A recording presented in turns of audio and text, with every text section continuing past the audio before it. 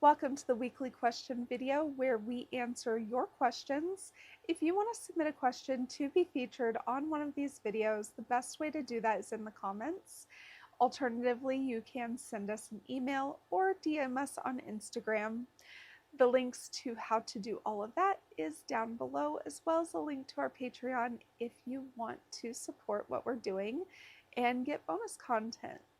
So today's question comes from a comment we received, and the question is, do you spank on a bare bottom? And the straightforward answer to whether or not we spank bare bottomed would be yes. But we didn't always, and so they're having the experience of being spanked over clothing versus being spanked on a bare bottom. I can speak to the benefits and the drawbacks. So, the benefits of spanking on a bare bottom is number one, the psychological benefit of making yourself vulnerable to be able to receive discipline. There is just a psychological component of bearing yourself for discipline or being bared for discipline. And I would be remiss if I didn't at least mention that there is that psychological component to being made vulnerable and being placed in a vulnerable position to receive that painful discipline of a spanking. More practically, spanking on a bare bottom gives the head of household the ability to see how the spanking is affecting the skin. He can see the color that's being created. He can see if marks are starting to form. He can see if skin damage is occurring. He can also adjust where the implement lands to be able to deliver a more even spanking across the skin. So there's a lot of practical benefits to spanking on a bare bottom as well. The physical benefit for the spanking itself is that a spanking on a bare bottom does feel a lot different than being spanked over clothes. And the implements that we use acrylic paddles primarily. Those are very stingy. And even through clothing, they do sting quite a bit, but there is just a different sensation that is created on bare skin that just cannot be replicated when you're spanking over clothes.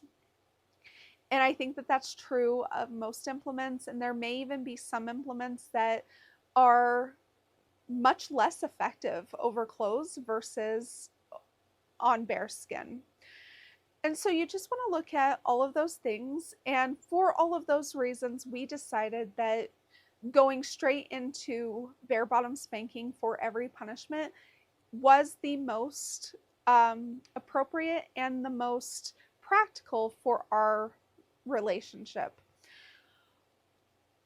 When we first started, we did start by spanking over clothing. And when I say clothing, it was a very thin layer of pajama pants. I have never been spanked during a punishment over heavy clothing like jeans. Again, I think that if you are going to spank over clothing or underwear, you want those layers to be lighter versus something heavier like jeans. The benefit to spanking over clothing is that the risk of skin damage does go down. It's not eliminated completely, however. So you just want to keep that in mind, because the major drawback is you can't see the what is happening to the skin underneath that layer of clothing. So you really want to keep in mind that you're not completely eliminating the risk of skin damage, but you are decreasing it, but without the ability to have a visual cue to what's happening. It can be harder to know what's happening to the skin in real time. So just keep that in mind. Um, there's also can be a psychological component if you are made to go and change into the pajamas or made to go and change into a specific um, clothing in order to receive a spanking. You can still create that psychological aspect, but it's not going to be as impactful psychologically as bearing yourself for discipline. So, again, you can kind of create this psychological component of preparing for punishment, but there is just something different about creating that vulnerability where there is nothing between you and the consequence that's coming. There's just such a different mindset that comes behind that. So again, you can try to create that with being made to go and prepare for punishment by putting on specific clothing, but it's not going to be quite the same. Spanking over clothing can happen also for convenience. Maybe you don't have time to go through the process of preparing for punishment. Maybe you want to offer a very quick correction and you just spank over whatever they're wearing. Um, those quick corrections definitely have their place, but it's not something that I would consider a formal punishment. So, in the instance of a quick correction, a few good swats over whatever they're wearing can definitely offer that correction, but it's not something that I would consider a formal punishment. And so, when you're talking about a formal punishment, um, you more than likely have time to prepare or at least go through a little bit more of a process. And so, as you can see, there were a lot of reasons why we decided that spanking on bare skin was more beneficial to the goals that we had in our relationship, in our punishment structure.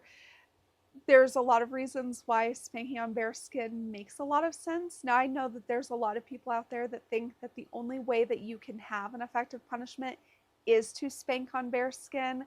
And I can definitely see why they think that. I don't necessarily agree. I definitely think that you can have effective punishments over clothing. But like Coda and I found out that, in order for our domestic discipline to become an expression of our intimate relationship, in order for it to kind of grow that bond that we have with each other, that we really did need to evaluate how we were approaching punishment, because at the end of the day, punishment is earned. It is something that corrects bad behavior. It is something that teaches expectations. It is something that sets motivation towards better behavior. But it's also something to connect us and to draw us closer together. And having a barrier of clothing in that process was psychologically making it harder for us to feel that connection and that closeness within the punishment process. And so creating that vulnerability, creating that closeness, creating that, eliminating that barrier really was something that we found to be very beneficial, not only to the practical aspect of spanking, not only to the physical aspect of spanking, but more so to the psychological and emotional aspects of spanking, to make it to where we are coming together in oneness in that process without any barrier between us. So I hope that helps. Let me know your thoughts on this subject. And again, if you want to submit a question, leave that down below as well. Bye.